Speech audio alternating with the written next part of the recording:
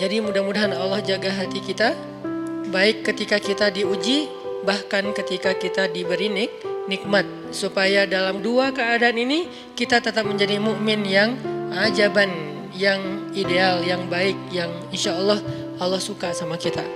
Kalau diuji sabara fakana khairallah, kalau diberi nikmat syakara fakana khairallah. Kalau dia diuji dia bersabar dan itu kebaikan untuk dia. Ternyata diuji ujung-ujungnya baik. Lewat apa ujian menjadi kebaikan? Lewat sabar. Bukankah Allah bilang wabasyiris sabirin? Sampaikan berita gembira kepada orang yang sabar. Ada banyak kebaikan yang Allah sediakan untuk orang yang sabar kalau dia sabar. Dan kalau diberi nikmat syakara. Kalau diberi nikmat dia bersyukur. Fakana khairallah. Kenapa nikmat kok menjadi kebaikan? Maksudnya dengan dia bersyukur Allah tambahkan kebaikan itu. La in syakartum la azidannakum. Jadi orang beriman itu kayaknya hidupnya tuh harusnya sih nggak ada bete-nya. Hidupnya tuh nggak ada istilah, aduh hari ini gue kayak rugi banget nih. Nggak ada orang yang beriman rugi. Kan hidup kita tuh di antara dua itu kan. Cuman varian ujian itu aja macam-macam. Varian ujian itu misalnya kalau di surat Al-Baqarah Allah menyebutkan 3 varian ujian kan. Ba'sa, dharra, zulzilu. Ujian fisik, ujian harta. Harta ini termasuk karir, kerjaan, usaha, bisnis. Dan ujian zulzilu, ujian perasaan termasuk diputusin.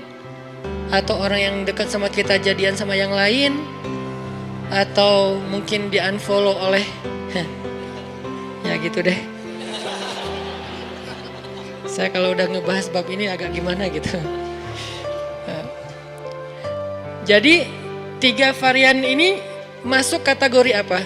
Masuk kategori ujian. Tetap aja 2. Kalau nggak ujian nikmat, antara 2 itu nih. In asabathu sarra syakara wa in asabathu dharra sabara. Udah gitu aja. Dan nanti bahkan sampai ayatnya gini. Alladzina yunfiquna fis sarra'i wad dharra. Orang yang tetap beramal soleh lewat hartanya dalam keadaan dia berkelebihan atau dalam keadaan dia kekurangan. Itu mukmin, keren banget gitu. Dia tuh nggak pernah kehilangan kesempatan berbuat baik. Baik beramal soleh ketika dia dalam keadaan dikasih nikmat maupun beramal soleh ketika dia dikasih ujian, tetap aja beramal soleh. Contoh yang ayat tadi. Yunfikuna fis sarra, berinfak dalam keadaan sarra, dalam keadaan bahagia, senang, lagi dapat untung gitu kan. Ataupun yunfikuna fit dharra, tetap berinfak walaupun dia dalam keadaan dharra, dalam keadaan susah. Dalam keadaan dor itu kan bahaya. Ini kalau saya infak nih bahaya nih buat saya nih. Kalau saya kasih nih saya kayak nggak ada tabungan buat mahar nih. Kalau saya kasih ke dia, terus saya gimana? Gitu kan? Ini dor banget nih, bahaya banget nih. Tapi dia tetap berinfak. Siapa yang mencontohkan hal seperti itu? Selain pastinya Rasulullah udah gak diragukan lagi.